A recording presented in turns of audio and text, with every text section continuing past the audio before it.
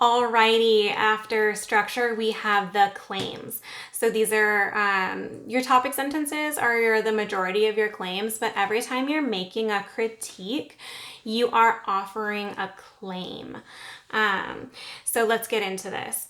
Topic sentences offer clear and specific observations about rhetorical strategies and semiological associations. So A-range topic sentences are really going to have that link between the technique or the strategy or the appeal, the logical structure that's happening in these advertisements is going to be strongly linked to that association between the signifier and the signified.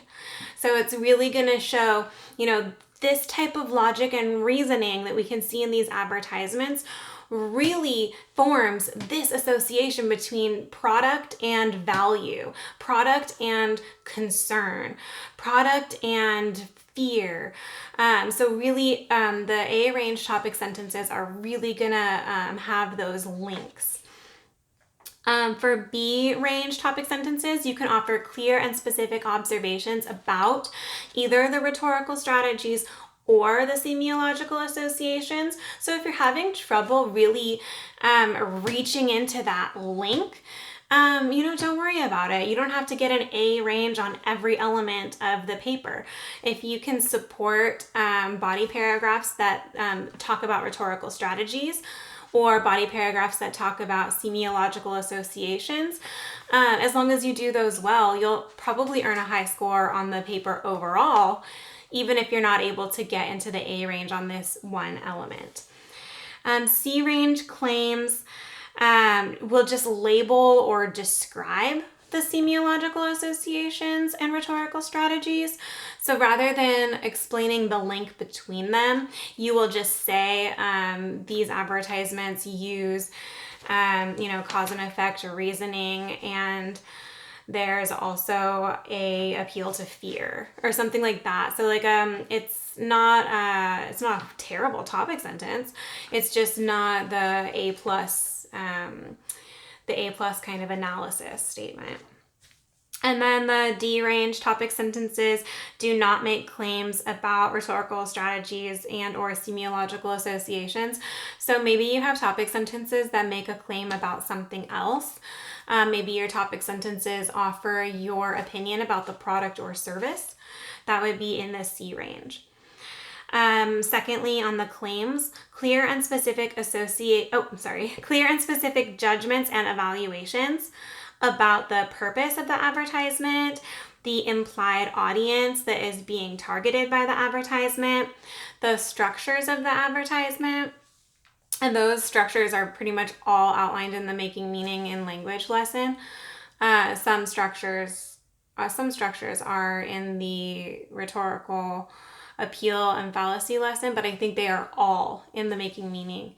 And remember, there's those structures that are explicit and those structures that are implicit. The style is another kind of implicit structure, but we can also talk about style in this paper as concerning, like the colors, the details, the background music, maybe like the cast of actors that's in a commercial. The style for advertisements is a huge category. So you can see, let's see how creative you guys can get with those. So clear and specific judgments about purpose, implied audience, structure, and style of groups of advertisements. So each body paragraph in the A range is going to have minimum 2 primary sources being analyzed. So the key is that you're grouping them together and you're making these specific claims about the patterns across the groups. The B range, you just have those evaluations about purpose, audience, structure, and style of evaluations or of advertisements. So maybe it's not groups of advertisements, maybe it's not super specific, but it's still there. C range, you are making some inferences, but they're not using the critical thinking vocabulary. And D range, it's missing, or maybe just you implied it. You didn't specifically state what you were observing about the purpose, the implied audience that's being targeted by the ad, the structures of the ad, and the style of the ad.